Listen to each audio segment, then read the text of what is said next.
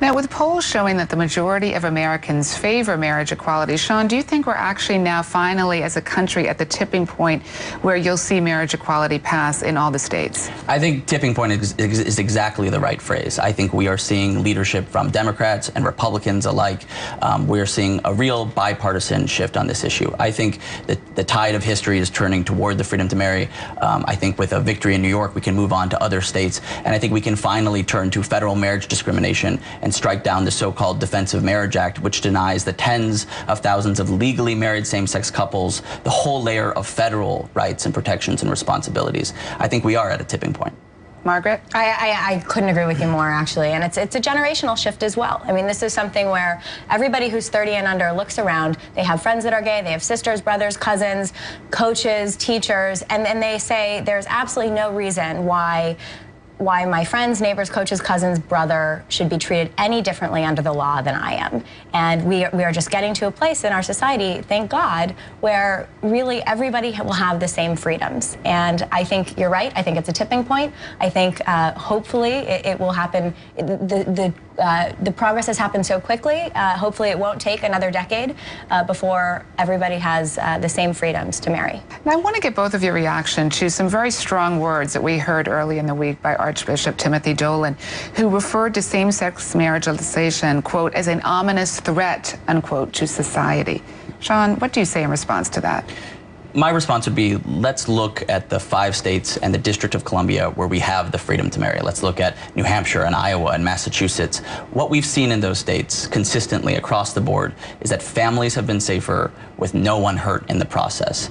Any fear-mongering on this issue, any suggested threat to the institution of marriage, I think is really taken away when you just look at the reality on the ground of the 5 states where we have marriage, where life has gone on, the sky has not fallen, but really families and same-sex couples have been helped. And what I would say, Julie, in addition to what Sean says is, you know, when you hear this sort of rhetoric, when you hear the bishop saying this is an ominous threat, you know, it sounds quite, you know, scary. But when you think about, make it personal. Who are the people in your life that you know that are gay? And how would them being able to marry the person they love be a threat? A threat to society, a threat to you, a threat to your neighbors, a threat to your children. And if you can answer that question, most times if you're true to yourself, you'll realize that there isn't a way that it's going to threaten anything. It's going to make that couple happier. And it's not going to change the institution of marriage. It's not going to change your marriage. It's not going to change your neighborhood, except make it maybe a little bit more stable and a couple a little bit more happy. But if you put these things in personal terms rather than the overarching sort of what I think is a bit fear-mongering in terms of the rhetoric, just make it personal and ask yourself the question, how is this going to hurt me or my family or my neighborhood? And how do you both grade Governor Cuomo's performance here on this issue?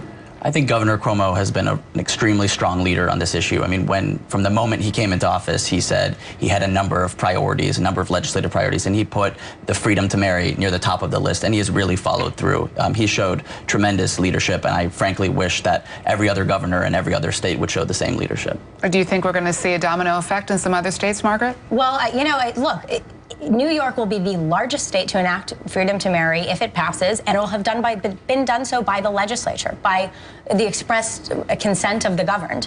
And that, rather than through the courts, will be a very, very significant advancement. I do think Governor Cuomo has been a strong leader on this. Certainly, compared to his predecessor, he has seen more progress on this single issue. However, I would also say that this is a bipartisan effort, and the Senate Republicans and the leadership of the Senate Republicans in New York has also been absolutely critical. So it's a bipartisan effort, and I hope that we see more bipartisan efforts across the country. Well, Sean and Margaret, thanks so much for joining us today. When we return, we'll be joined by Tony Award nominee Rory O'Malley, who stars in Broadway's The Book of Mormon. Stay with us.